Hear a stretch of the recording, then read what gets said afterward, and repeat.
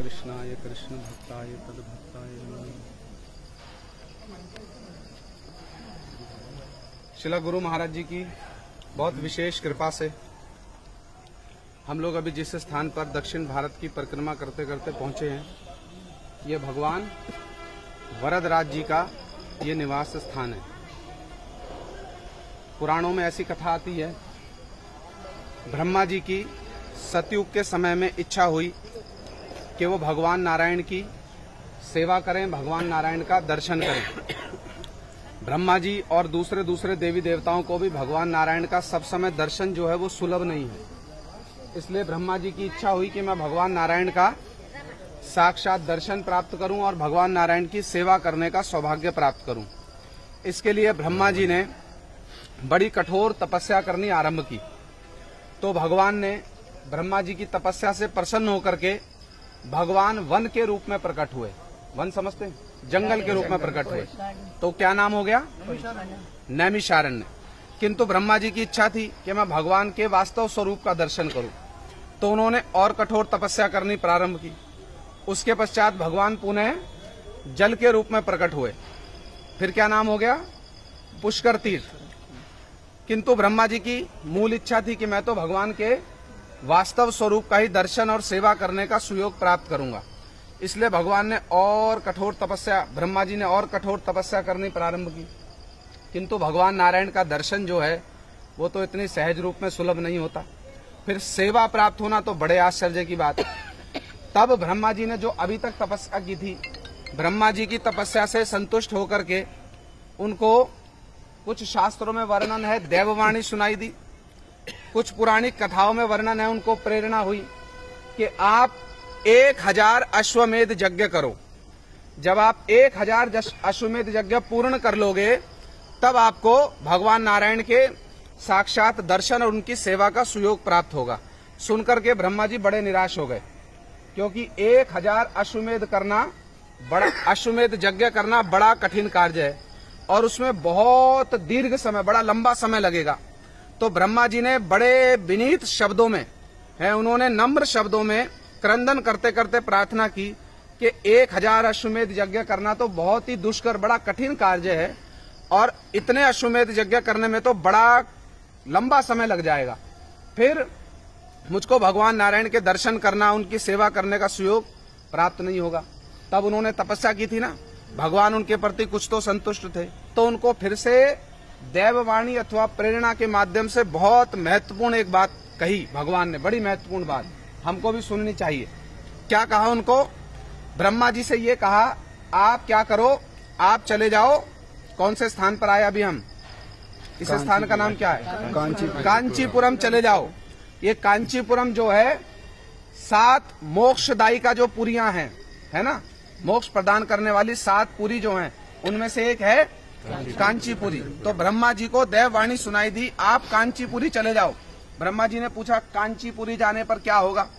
तो देववाणी ने कहा कि कांचीपुरी एक ऐसा विशेष स्थान है जहां पर कोई भी पारमार्थिक क्रिया करने पर उसका 1000 गुना अधिक फल मिलता है। यहाँ पर हमने कीर्तन किया ना, एक कृष्ण नाम का 1000 गुना अधिक फल मिलेगा। 1000 गुना अधिक फल, कितने सौभाग्य की बात। जब ब्रह्मा जी ने इस देववाणी को सुना, बड़े प्रसन्न हुए। देववाणी ने कहा, आप कांची नगर में चले जाओ, वहां पर जाकर 1 अश्वमेध यज्ञ करो तो आपको 1000 अश्वमेध यज्ञ का फल मिल जाएगा। फिर आपको भगवान नारायण की आपको सेवा और दर्शन करने का सुयोग मिल जाएगा। ये सुन करके ब्रह्मा जी बड़े प्रसन्न मन होकर के ब्रह्मा जी कहाँ आए? वो इस स्थान पर आए, कांचीपुरी में। और यहाँ आकर ब्रह्मा जी ने अश्वमेध यज्ञ करना प्रारंभ किया।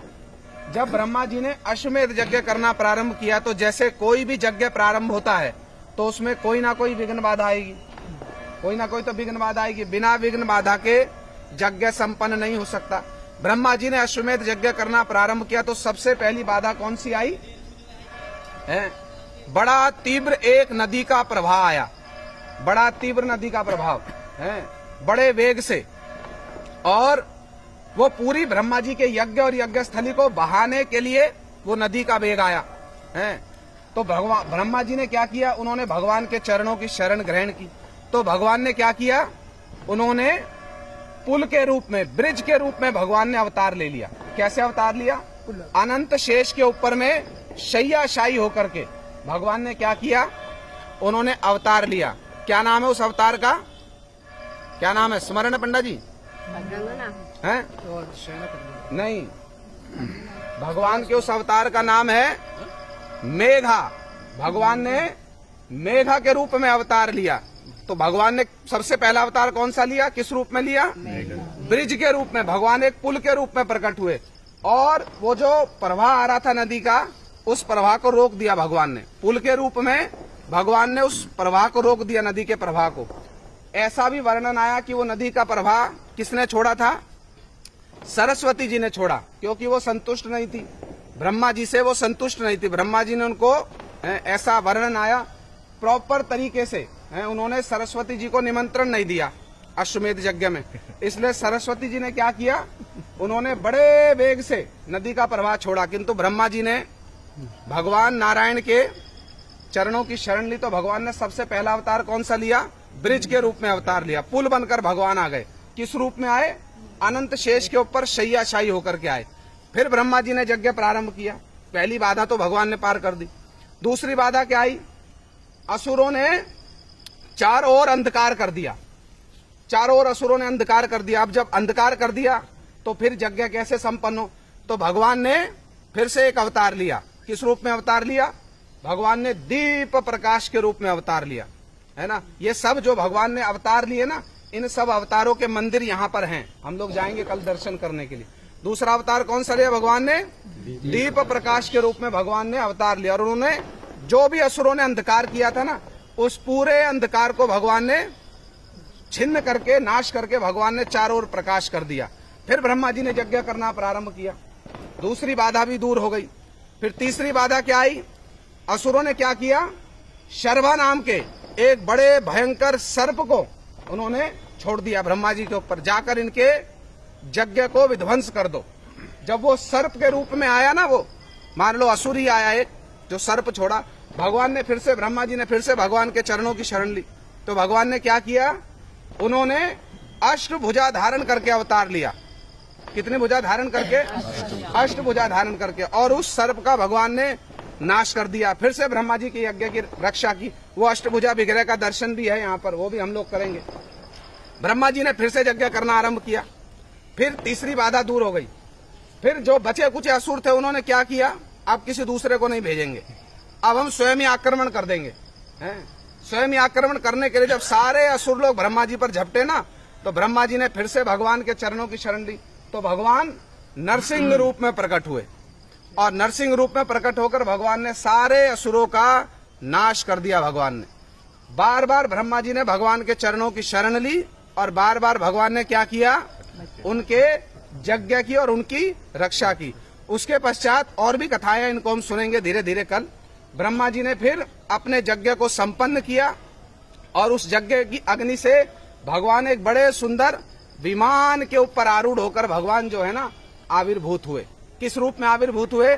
जो अभी अभी हमने भगवान वरदराज जी का दर्शन किया। इसलिए भगवान का नाम क्या हुआ? एक वरदराज, जो सारे वर देने वालों के एक प्रकार से जो राजा स्वरूप है। भगवान वरदराज जी के रूप में प्रकट हुए और तब से सतयुग के समय से इस स्थान पर भगवान नारायण की, अभी देखा ना, चतुर्भुज रूप में भगवान, शंख चक्र गदा पद्म, कितना सुंदर रूप भगवान नारायण का है, कितना सुंदर रूप। इस रूप में भगवान इस स्थान पर प्रकट हुए और ब्रह्मा जी के समय से, सतयुग के समय से इस स्थान पर भगवान नारायण की बड़ी दिव्य सेवा जो है वो चलती आ रही है। यहाँ पर हमारे सभी पूर्वाचार्य हैं, बहुत सारे हमारे पूर्वाचार्य, स्वयं श्री चैतन्य महाप्रभु जी इस स्थान पर आए और उन्होंने इस स्थान पर आकर भगवान नारायण जी को, यद्यपि स्वयं महाप्रभु जी पर ब्रह्म है, ब्रजेंद्र नंदन श्याम सुंदर, किंतु नरवत लीला कर रहे हैं ना, महाप्रभु जी ने इस स्थान पर उपस्थित होकर बड़ा उद्दंड नृत्य कीर्तन किया। उन्होंने भगवान नारायण और लक्ष्मी देवी को प्रणाम किया। भगवान बलराम जी जब वो अपनी तीर्थ यात्रा पर गए थे, भागवत में ऐसा वर्णन आया, भगवान बलदेव प्रभु जी भी इस स्थान पर आए, स्वयं नित्यानंद प्रभु जी इस स्थान पर आए, हमारे प्रभुपाद जी, हमारे सब गुरुवर्ग जो हैं इस स्थान पर आए, स्वयं श्री रामानुजाचार्य जी, उन्होंने बहुत समय तक इस स्थान पर रहकर भगवान वरदराज जी की उन्होंने सेवा पूजा संपादित की। इसलिए हम लोग बड़े सौभाग्यवान हैं, बड़े सौभाग्यवान हैं। श्री वैष्णव संप्रदाय में तीन श्री विग्रह की सेवा जो है ना, और तीन श्री विग्रह वो बहुत प्रसिद्ध है, बहुत प्रसिद्ध। एक हमने दर्शन किया अभी कल, कौन से विग्रह का? तिरुपति बालाजी। दूसरे आज कांचीपुरी में भगवान वरदराज जी, और तीसरे हम लोग जाएंगे परसों श्रीरंग में भगवान श्रीरंगम में भगवान श्रीरंगनाथ जी। ये तीन विग्रह जो है श्री संप्रदाय में ही और हमारे गौड़ीय वैष्णव में भी बड़े प्रसिद्ध ये तीन विग्रह। श्री चैतन्य महाप्रभु जी इन स्थानों पर गए, नित्यानंद प्रभु जी गए, हमारे गुरुवर्ग गए। किस लिए गए? भगवान वरदराज जी, नाम ही क्या है? सब वर देने वालों के राजा हैं, जो कोई भी वर दे सकते हैं, जिन्होंने ब्रह्मा जी के वर को भी, ब्रह्मा जी को भी वर दे दिया। ठीक है, हमारी सेवा प्राप्त करना चाहते हो, हम आपको अपनी सेवा का सुयोग देंगे। देखो, भगवान स्वयं प्रेरणा देकर, ब्रह्मा जी के हृदय में भी भगवान स्वयं प्रेरणा देकर इस प्रकार से अपने स्वरूप को स्थान स्थान पर प्रकाशित करते हैं, स्थान स्थान पर। अभी कल हम जिस स्थान पर गए थे, कहाँ गए थे हम? तिरुपति बालाजी। हमने कथा तो उस स्थान की विस्तार से नहीं सुनी, समय का सुयोग नहीं हुआ, किंतु जब सुनेंगे तो आश्चर्य में पड़ेंगे। वो स्थान क्या है? एक प्रकार से भौम बैकुंठ है, भौम बैकुंठ। जब भगवान की इच्छा हुई ना, भगवान तिरुपति बालाजी की, छोटी सी एक बात बतला रहा हूँ, कितने ये महत्वपूर्ण स्थान है, कितना इन स्थानों पर ऐश्वर्य है। भगवान ने वरावतार लेकर के पृथ्वी को क्या किया? पृथ्वी को कौन ले गया था जल में? गर्भोद सागर में कौन ले गया? हिरण्याक्ष ले गया। जब हिरण्याक्ष ले गया तो भगवान ने वरावतार लेकर के, भगवान ब्रह्मा जी की नासिका से प्रकट हुए और भगवान ने वरावतार लेकर के क्या किया? पृथ्वी को अपनी दाढ़ों पर उठाकर ले आए। और जब ले आए तो पृथ्वी देवी ने भगवान से प्रार्थना की, क्योंकि भगवान तो बैकुंठ में पृथ्वी देवी के साथ में, वरा रूप में और पृथ्वी देवी के साथ में, वरा और पृथ्वी देवी का संवाद भी बहुत प्रसिद्ध है। बहुत सारे पुराणों में वरा भगवान जी का और पृथ्वी देवी का बहुत संवाद है, बहुत सारे, जहाँ पृथ्वी देवी वरा भगवान से प्रश्न करती हैं और वरा भगवान उनके प्रश्नों के सुंदर सुंदर उत्तर देते हैं। तो पृथ्वी देवी और वरा भगवान तो सब समय एक साथ में है। तो पृथ्वी देवी को जब भगवान वरादेव जल से, अर्थात जल से उठाकर लाए, तो पृथ्वी देवी ने प्रार्थना की, प्रभु आप मेरे साथ इसी भौम जगत में रह जाइए, प्रार्थना की।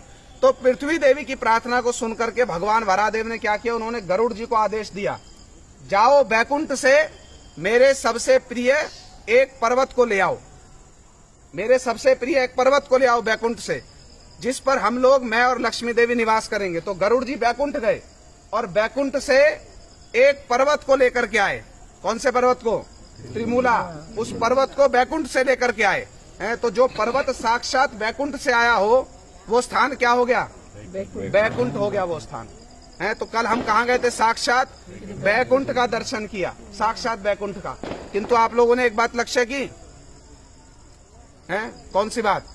आपको कैसे पता होगी? ये तो हमें बताना पड़ेगा। कौन सी बात लक्ष्य की? ब्रजवासियों के मन में भी एक बार ये विचार आया था, सुना है ना, कि हम बैकुंठ का दर्शन करेंगे। तो कृष्ण ने क्या किया? जब हम ठाकुर जी का दर्शन कर रहे थे ना, मन में यही बात आ रही थी, आगे को चल रहे, पीछे से धक्का दे रहे हैं, आगे को चल रहे, पीछे से धक्का दे रहे, भगवान को प्रणाम करने जा रहे, इधर जाओ उधर जाओ हैं। तो हमारे मन में बार बार यही बात आ रही। भैया ब्रजवासियों के मन में भी एक बार आया, हम बैकुंठ का दर्शन करेंगे। भगवान ने कहा अच्छा कर लो दर्शन। जब बैकुंठ में गए, क्या देखा? अरे हमारा कन्हैया तो चार भुजा धारण करके बैठा है बड़े से आसन पर। चलो, सखा लोग दौड़कर जाने लगे कन्हैया के गले मिलने। तो क्या हुआ? द्वारपाल ने रोक दिया, अरे कहाँ जा रहे हो? अरे कहाँ जा रहे हैं? कन्हैया को आलिंगन करेंगे? नहीं, आलिंगन नहीं कर सकते। ब्रजवासियों के मन में क्या आया? अरे ये कैसा कन्हैया है जिसको हम आलिंगन नहीं कर सकते? हमारा तो ब्रज ही भला था भैया, जहाँ दौड़ करके कभी उसके कंधे पे चढ़ जाएंगे, कभी उसको अपने कंधे पे चढ़ा लेंगे। समझ में आ रही थी बात?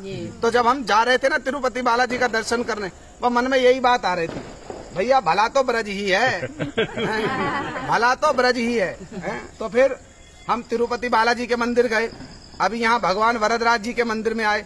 देखो, जो तिरुपति बालाजी हैं साक्षात बैकुंठ है। और एक अच्छी बात बतलाऊं, हम कल प्रश्न कर रहे थे हमारे पंडा जी से कि भैया इस प्रश्न उठ रहा था ना, सब भक्त लोग पूछ रहे हैं, ये तिरुपति बालाजी संपूर्ण विश्व के सबसे धनी भगवान है, सबसे धनी भगवान क्यों है ऐसा? क्यों है ऐसा? तो बहुत सारे उन्होंने कारण बताए, कुछ 2-4 कारण बताए। भैया यहाँ पर जितने लोग व्यापार करते हैं उसमें से आधा हिस्सा भगवान तिरुपति बालाजी को दे देते हैं, बहुत लोग बहुत प्रकार का चढ़ावा चढ़ाते हैं। ये सब तो कारण हुए गौण कारण हैं, एक्सटर्नल। किंतु कुछ ना कुछ इसका एटर्नल कारण भी होगा। एटर्नल कारण क्या है? देखो सबसे बड़ी बात क्या है, एक तो वो साक्षात क्या है, बैकुंठ है, तो बैकुंठ में तो भगवान ऐश्वर्य प्रकाशित करेंगे। और दूसरी एक बात क्या है, कथा बहुत लंबी है, जब पूरी कथा सुनोगे तब रस आएगा, किंतु एक मुख्य बात ये बतला दे, भगवान का विवाह हो रहा था ना, जब भगवान का तिरुपति बालाजी का श्रीनिवास के रूप में भगवान प्रकट हुए, श्रीनिवास नाम धारण करके, तो उस समय में क्या हुआ था, लक्ष्मी जी उनके पास में नहीं थी। विवाह किसके साथ में हो रहा था? पद्मावती जी के साथ में। वो पद्मावती जी की भी बहुत सारी कथाएं हैं, सुनाएंगे कभी समय मिलेगा तो, हैं। तो जब विवाह हो रहा ना, भगवान बड़े उदास बैठे हैं, भाई विवाह तो करने जा रहे हैं, हमारे पास में तो पैसा ही नहीं है, विवाह कैसे होगा, हैं। यदि किसी का विवाह हो रहा हो और जेब में कोई ढेला ना हो, विवाह करने में आनंद आएगा? तो भगवान उदास होके बैठे, अरे भाई विवाह शादी करने जा रहे, पैसा एक जेब में नहीं है, कैसे विवाह होगा? तो ब्रह्मा जी आए, भगवान से पूछा, भाई उदास क्यों बैठे हो, बात क्या हो गई? भगवान ने कहा उदास क्यों ना हो, अरे विवाह करने जा रहे, पैसा है नहीं पास में। पैसा क्यों नहीं? लक्ष्मी तो चली गई। लक्ष्मी जी कहाँ चली गई थी? वो जाकर चली गई कोल्हापुर में, वहाँ तपस्या कर रही थी। क्यों गई? वो कथा बताएंगे पीछे। अभी मुख्य बात सुन लो। जब ब्रह्मा जी ने देखा ना, अरे ये तो उदास बैठे, तो क्या उपाय हो? ब्रह्मा जी ने कहा, अब एक काम करो। क्या करें? कुबेर से थोड़ा सा धन उधार ले लो, थोड़ा सा धन उधार ले लो। देखो है भगवान, किंतु धन किससे उधार ले रहे हैं? कुबेर से। कुबेर जी आए, सारा धन लेके भगवान के चरणों में प्रणाम किया, प्रभु सारा तो आपका ही है। भगवान ने क्या कहा, भाई सारा हमारा होने पर भी अधिकारी आपको बनाया है, इसलिए हमको जितना उधार चाहिए ना उतना उधार दे दो, हम धीरे धीरे आपका उधार चुका देंगे। भगवान है बड़े बुद्धिमान। पहले तो वरा भगवान से भूमि ले ली किराए पर, आज तक किराया चुका रहे हैं। तिरुपति बालाजी में भूमि किससे किराए पर ली? वरादेव से, क्योंकि वरादेव भूमि को लाए थे ऊपर। जब बालाजी के रूप में भगवान आ गए तो वरादेव से क्या कहा, भाई ये स्थान तो आपका है, किंतु रहने की इच्छा तो हमारी भी है यहाँ, तो क्या करो, हमको भूमि दे दो। कैसे दे दे? किराए पर दे दो। किंतु किराया हम नहीं दे सकते। क्यों? लक्ष्मी तो है नहीं, किराया कहाँ से देंगे? हैं बड़े चतुर भगवान। फिर क्या कहा, किराया कैसे देंगे? तो जितने भी भक्त लोग आएंगे ना, वरा भगवान जी ने क्या कहा, जितने भक्त लोग आएंगे, मैं जानता हूँ भविष्य में बहुत सारे भक्त आपका दर्शन करने आएंगे, तो जितने भक्त लोग आपका दर्शन करने आएंगे, पहले हमारा दर्शन करेंगे, फिर आपका दर्शन करेंगे, यही हमारा किराया हो जाएगा। तो पहले तो किराए पर रह रहे हैं, वहाँ रह किराए पर रहे हैं, किंतु सबसे ज्यादा आनंद में कौन है? स्वयं ही आनंद में है, किराएदार, किंतु सबसे ज्यादा आनंद में वही है। और फिर कुबेर से उधार ले रखा है, और उधार चुका कौन रहा है? उधार हम चुका रहे। उधार कौन चुका रहा है? उधार हम चुका रहे। किंतु इसमें भी बड़ी प्रसन्नता की बात है, भगवान ने सारे भक्तों से प्रार्थना की, देखो भैया हमारा तो हम पे तो उधार चढ़ गया, तो हमारा उधार चुकाने में सहायता करो। भगवान ने जब ये बात कही ना, तो इसलिए आज तक जितने भी भक्त लोग वहाँ जाते हैं, सब भगवान का उधार चुकाने में सहायता कर रहे हैं, इसलिए उस स्थान पर इतना ऐश्वर्य है। तो ये बड़ी मधुर मधुर लीलाएं हैं। अभी जिस स्थान पर आइए, भगवान वरदराज जी का स्थान, उनका नाम ही क्या है? वरदराज, जो सारे वर देने वालों के राजा है। तो हम उनसे क्या वर मांगेंगे? जैसे ब्रजवासियों ने कहा ना, भैया नारायण दर्शन तो आपके बड़े अच्छे हैं, हो आप बड़े सुंदर हैं और आपका ऐश्वर्य भी बहुत है, किंतु आपके चरणों में हमारी यही प्रार्थना है, हमें तो हमारा कन्हैया ही मिल जाए, हम तो उसी के साथ नाचे गाएं खेले कूदे, उसी में ही हमारा अधिक आनंद है। तो हम भगवान वरदराज जी से क्या वर मांगेंगे? प्रभु इतनी दूर हम चल करके आए हैं, आपके चरणों में हमारा कोटि कोटि प्रणाम, आपके ऐश्वर्य को भी हमारा कोटि कोटि प्रणाम। आप तो हमको एक ही वस्तु दे दो। क्या दे दो? हे श्याम सुंदर, बोलो मेरे पीछे पीछे, हे श्याम सुंदर, शिखंड शेखर, शिखंड शेखर, स्मेरहास, स्मेरहास, मुरली मनोहर, मुरली मनोहर, राधिका रसिक, राधिका रसिक, माम कृपा निधे, माम कृपा निधे, स्वप्रिय चरण, स्वप्रिय चरण, किंकरी कुरु, किंकरी कुरु। हमको आप अपनी प्रिया श्रीमती राधा रानी के चरणों की किंकरी आप हमको बना दीजिए, ब्रज में ही हमको नित्यवास दे दीजिए। यही प्रार्थना, यही आप वर देने वालों में सर्वोत्तम है, आप हम सबको यही वर दे दीजिए। यही भगवान वरदराज जी के चरणों में हमारी प्रार्थना। जय भगवान वरदराज जी की जय, गुरुदेव की जय, प्रेमानंदे। ये जो अभी दर्शन कर रहे हैं भक्त लोग, ये अनंत सरोवर है। इस सरोवर का बड़ा विशेष महात्म्य है। इस सरोवर में जो ये पीछे मंदिर दिखलाई दे रहा है चौकोर बड़ा सा, इसी मंदिर के नीचे भगवान वरदराज जी के काष्ठ मूर्ति जो है, दारू ब्रह्म काष्ठ की मूर्ति भगवान वरदराज जी की, इसी मंदिर के नीचे जल के नीचे एक बहुत बड़े एक एक बहुत बड़े बक्से में भगवान वरदराज जी की दारू मूर्ति इसी जल के नीचे वो विद्यमान रहती है और प्रत्येक 40-48 वर्षों के पश्चात में उन दारू विग्रह को इस जल से बाहर निकाल करके उनकी बहुत विशेष सेवा संपन्न की जाती है। तो ये स्थान अनंत सरोवर जो है बहुत विशेष स्थान है। इसी जल के नीचे भगवान दारू ब्रह्म लकड़ी के जो विग्रह हैं भगवान वरदराज जी के, वो एक बड़े से बक्से में वो नीचे रहते हैं और वही विग्रह जो हैं प्रत्येक 40-48 वर्षों के पश्चात उन विग्रह को बाहर लाकर उनकी विशेष सेवा संपादित की जाती है। इसलिए इस स्थान को भी हम लोग प्रणाम करेंगे। जय श्री गुरुदेव की जय।